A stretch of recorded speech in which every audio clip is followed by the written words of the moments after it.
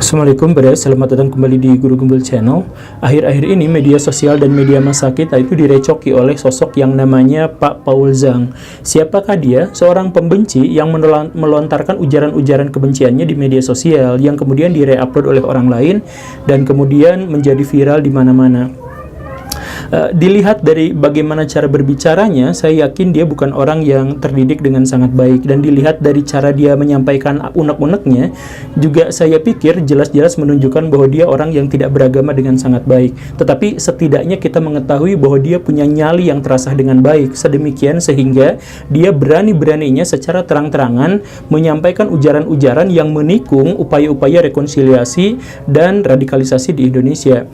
Saya tidak akan banyak berbicara tentang dia karena kita semua sudah tahu bahwa apa yang dia sampaikan tidak lebih dari sampah. Tetapi saya ingin menyampaikan di sini pesan-pesan terhadap orang-orang Kristen atau orang Katolik atau siapapun namanya yang memuja Yesus sebagai juru selamatnya. Dan saya juga ingin menyampaikan pesan kepada orang-orang Islam bahwa ada satu hal di sini yang menjadi masalah besar, dan masalah ini harus kita pecahkan bukan dengan saling tuding, saling tunjuk, saling jelek-jelekan, saling ejek dan sebagainya.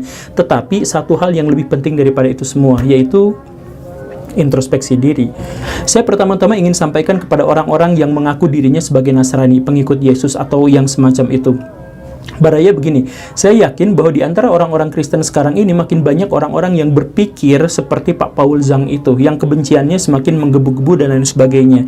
Karena tidak mungkin bisa dipungkiri bahwa radikalisme itu pasti akan memunculkan radikalisme di sisi yang lain, di sisi yang berseberangan. Nah, karena umat-umat Kristen sekarang banyak merasa dirinya dizolimi, disakiti oleh orang-orang Islam dan sebagainya, oleh orang-orang Islam yang radikal, maka di dunia Kristen pun pasti akan muncul tokoh-tokoh yang menjadi radikal.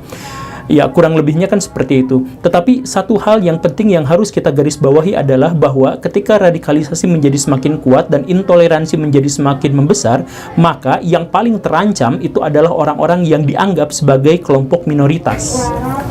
Katakanlah, saya punya seorang teman namanya Chan Cebok. Dia sipit, dia Cina, dia Kristen, tetapi dia bergaul dengan baik di tengah-tengah masyarakat Muslim. Dia saling mengunjungi dan saling dikunjungi, saling berderma, saling memberi, dan sebagainya. Pokoknya, semua hal yang terkait dengan hubungan kebertetanggaan itu dia lakukan dengan sebaik-baiknya. Dan dia memang diterima dengan sangat baik. Tetapi kemudian datanglah seorang orang Kristen, sipit, putih. Dia kemudian bilang bahwa agama Islam itu begini begitu dan sebagainya. Maka yang paling terancam di sini adalah si Chan Cebok tadi. Walaupun dia tidak terikat, dia tidak memiliki hubungan apapun dengan para penista ini, dialah yang paling mungkin dibully. Kenapa seperti itu? Karena sebagai manusia, walaupun dia memiliki identitas pribadi yang sangat spesifik, tetapi dia juga akan dilabeli oleh orang lain berdasarkan identitas-identitas komunalnya. Maka ketika si Chan Cebok ini sebenarnya adalah orang yang sangat baik, tetapi dia bisa saja menjadi bahan bully ketika dia punya teman atau punya orang-orang yang memiliki identitas yang sama dengan dia yang menghujat orang lain. Anggaplah benar bahwa orang-orang Islam misalkan melakukan banyak intimidasi akhir-akhir ini. Katakanlah benar bahwa Islam menjadi semakin radikal dan sebagainya. Gereja-gereja banyak yang ditutup secara paksa atau bahkan juga yang dibakar. Atau kebaktian-kebaktian banyak yang dihentikan dan sebagainya. Katakanlah pernyataan itu benar dan katakanlah bahwa orang-orang Islam memang harus mengakui fakta itu. Tetapi siapa yang melecut ini semua? Siapa yang memprovokasi ini semua?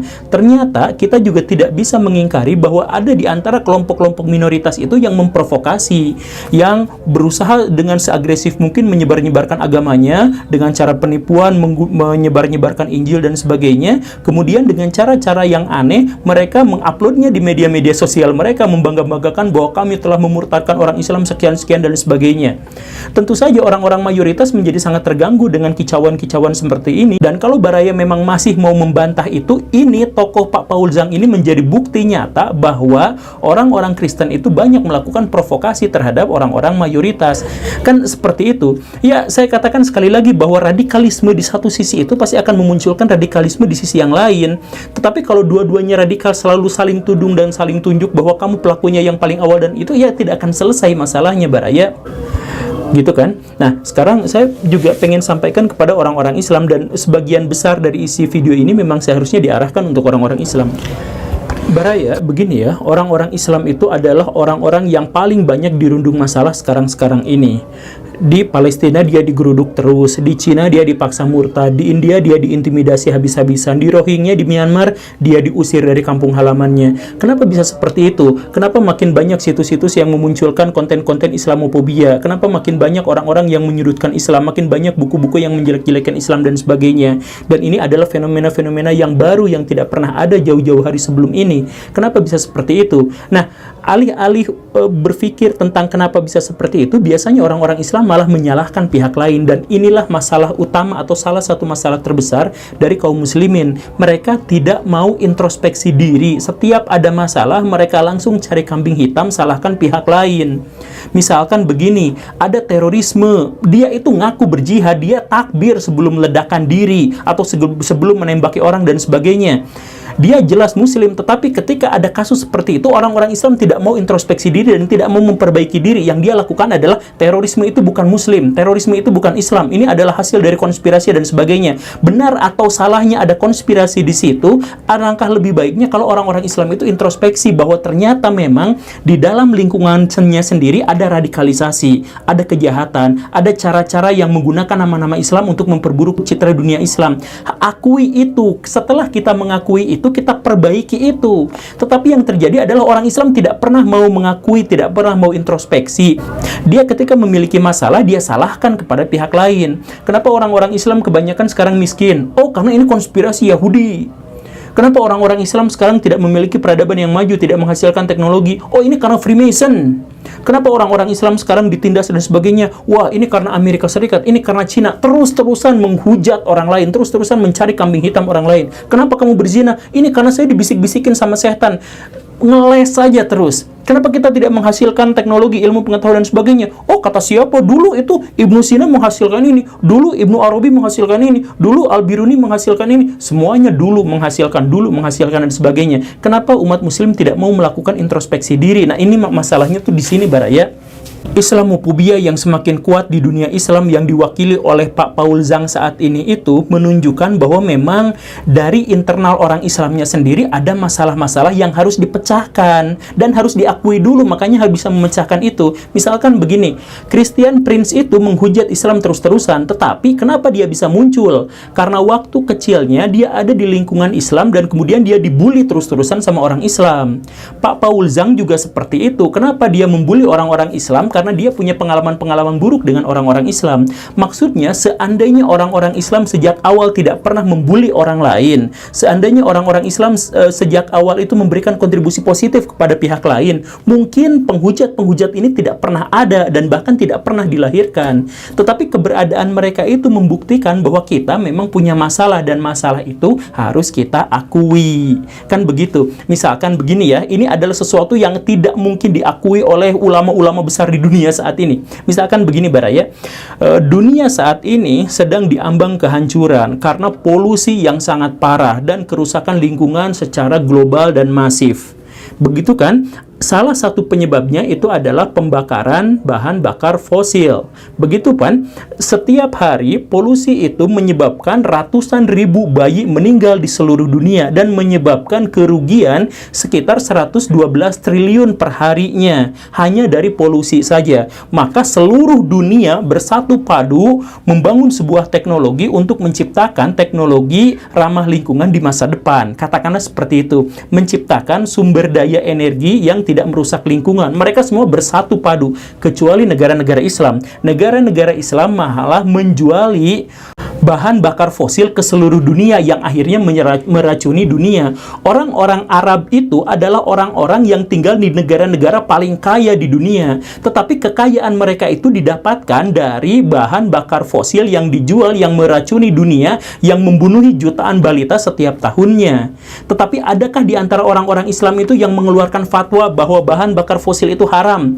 Tidak ada. Mereka tidak pernah terbiasa untuk itu. Mereka terbiasa untuk mengeluarkan fatwa tentang haid itu bagaimana, nifas itu bagaimana, isbal itu bagaimana, tahlilan itu bagaimana. Sebatas itu saja, tidak terkait dengan masalah-masalah global yang saat ini terjadi. Jadi orang-orang Islam itu, kalau misalkan ditanya soal perempuan operasi plastik, nggak boleh karena itu mengubah ciptaan Tuhan. Tetapi rekayasa genetik yang seluruhnya adalah mengubah ciptaan Tuhan, kucing di kakinya dipendekin, ikan warnanya dibelang-belangi dan sebagainya, tidak akan ada satupun ulama yang akan berfatwa soal itu. Karena apa? Karena orang-orang Islam berpikir tentang masa lalu dan mengeluarkan fatwa-fatwa yang permasalahannya ada di masa lalu. Masalah-masalah yang saat ini tidak pernah akan dikeluarkan karena mereka tidak tahu apa-apa soal itu.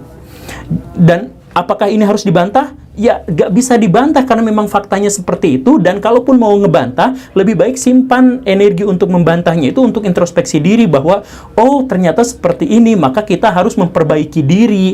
Marilah kita majukan orang-orang Islam di kemudian hari. Kan seperti itu. Dan ada yang lebih buruk daripada itu adalah bahwa walaupun orang-orang Islam tidak memberikan kontribusi positif terhadap peradaban dunia saat ini, orang-orang Islam justru malah merusaknya dan membencinya. Misalkan begini, orang-orang Islam itu benci banget sama produk-produk Yahudi. Sedikit-sedikit demo, sedikit-sedikit demo. Tetapi untuk mendemo produk Yahudi itu, mereka konsolidasi dengan WA. Woi, kumpul jam sekian, kita demo berjilid-jilid. Pakai WA yang milik orang Yahudi, gitu. Jadi, coba bayangkan Baraya beginilah ya. Anggaplah Baraya punya teman. Teman itu setiap hari minta duit sama kita. Sama kita kasih. Ternyata duitnya sama dia disimpan untuk beli toa. Kemudian apa yang dia lakukan? Si toa itu digunakan untuk ngeberisikin kita setiap hari. Oh, bangun, ngejelek-jelekin dan sebagainya. Apakah layak kita membenci dia? Kita ngasih duit ke dia, tapi untuk beli toa, untuk ngeganggu kita. Apakah kita layak membencinya? Oke, katakanlah layak. Tetapi itulah yang dilakukan oleh orang-orang Islam.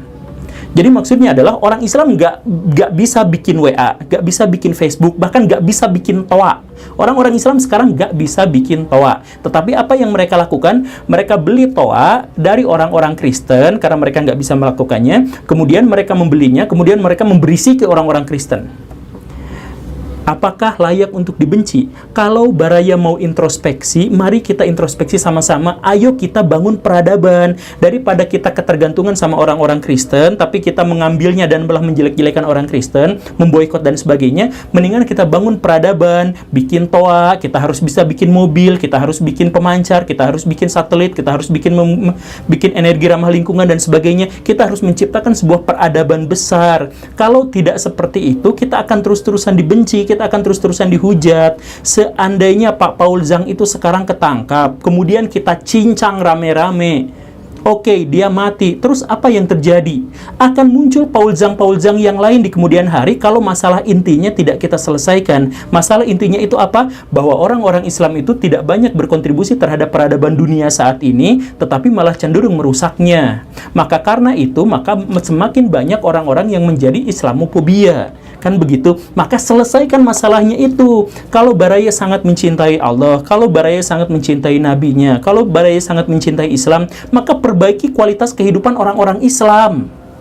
Jangan terus-terusan ketika mereka melakukan kesalahan, dibela, tidak mau introspeksi, dan menyalahkan pihak lain. Satu-satunya agama di seluruh dunia yang mengajarkan kepada para pemeluknya untuk menjadi wakil Tuhan di muka bumi untuk menyebarkan kebaikan, itu adalah orang-orang Islam. Satu-satunya agama yang secara eksplisit mengatakan bahwa orang terbaik adalah orang yang paling bermanfaat, itu adalah Islam. Satu-satunya agama di seluruh dunia yang menyatakan bahwa kita memiliki misi untuk menebarkan rahmat bagi semesta alam, itu adalah orang-orang Islam. Tetapi orang-orang Islam tidak mau melakukan itu. Dan akhirnya orang-orang menghujat agamanya. Maka yang harus dilakukan itu apa? Bukan membela-bela orang-orang Islam ini, tetapi angkat, sadarkan orang-orang Islam ini bahwa kita harus menciptakan peradaban. Peradaban yang sedemikian tinggi, sehingga bahkan para pembenci pun akan tunduk takluk pada kebenaran. Ciptakanlah kebenaran di seluruh dunia, bukan membawa orang masuk sorga, tapi tarik sorganya ke dunia. Karena itu adalah visi kita dilahirkan ke bumi. Sebagai seorang Islam, sebagai seorang Muslim, kita ini memiliki kewajiban yang pasti, yaitu apa? Menerangi dunia dengan cinta dan kasih sayang. Terima kasih karena sudah menyimak. Silahkan simak video saya yang lain. Saya Guru Gembul. Assalamualaikum warahmatullahi wabarakatuh.